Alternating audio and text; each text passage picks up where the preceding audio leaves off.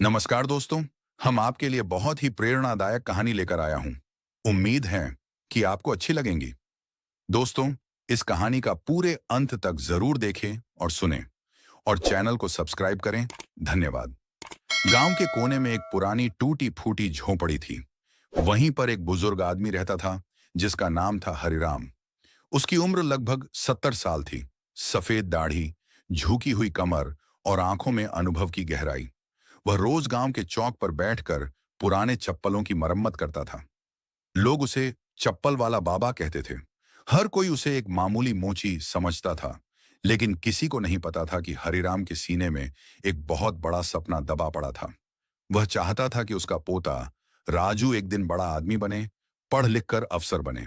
हरिराम का बेटा और बहू एक हादसे में चल बसे थे। तब से राजू की जिम्मेदारी हरिराम के कंधों पर आ गई थी।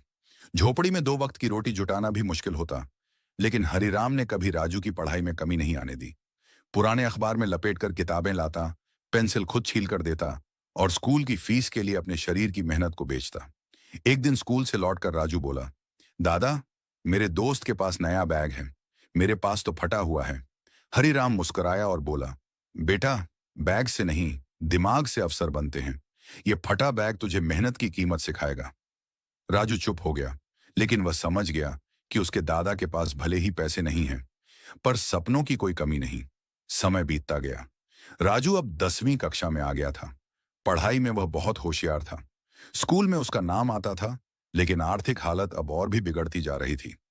हरिराम की आंखों की रोशनी कम होने लगी थी। ठंड की रातों में वह कांपते हुए भी चप्पलें सीता, लेकिन कभी हार नहीं मानी। एक दिन गांव में एक सरकारी योजना आई।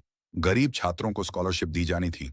स्कूल में परीक्षा होनी थी, जिसमें पूरे जिले के बच्चे हिस्सा ले रहे थे। राजू ने भी नाम लिखवाया।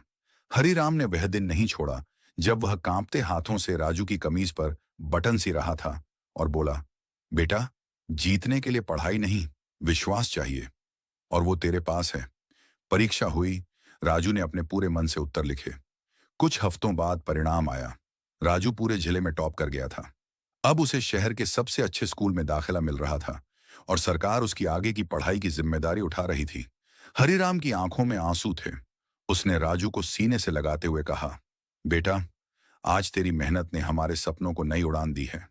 कई साल बाद शहर की एक बड़ी सरकारी इमारत के बाहर एक बोर्ड लगा था, राजू हरिराम वर्मा, जिलाधिकारी। इमारत के बाहर भीड़ जमा थी। आज जिलाधिकारी राजू गांव के विकास के लिए एक बड़ी योजना लेकर आए थे। मंच पर भाषण देते हुए उनकी आंखें अपनी पुरानी यादों में चली गईं। राजू बोला, दोस्तों, मैं एक गरीब मोची के घर में पैदा हुआ। मेरा सपना छोटा था, लेकिन मेरे दादा का विश्वास बहुत बड़ा था। आज जो कुछ भी हूं, उस बूढ़े चप्पल वाले की वजह से हूं, जिसने खुद फटे कपड़े पहने लेकिन मेरी किताबें कभी नहीं छोड़ी। मंच के पास एक वृद्ध आदमी बैठा था।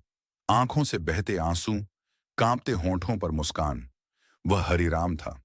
लोगों ने तालियों से आसमान गूंजा दिया। उस दिन गांव के लोगों ने जाना कि सपने पैसे से नहीं, हिम्मत और मेहनत से पूरे होते हैं। सीख, कभी भी हालात से हार मत मानो। अगर आपके पास कोई एक ऐसा इंसान है जो आप पर विश्वास करता है, तो आपकी जीत निश्चित है। असली ताकत झोपड़ी में रहने वाले उस दादा के विश्वास में थी, जिसने अपनी हर सांस को अपने पोते के भविष्य के नाम कर दिया।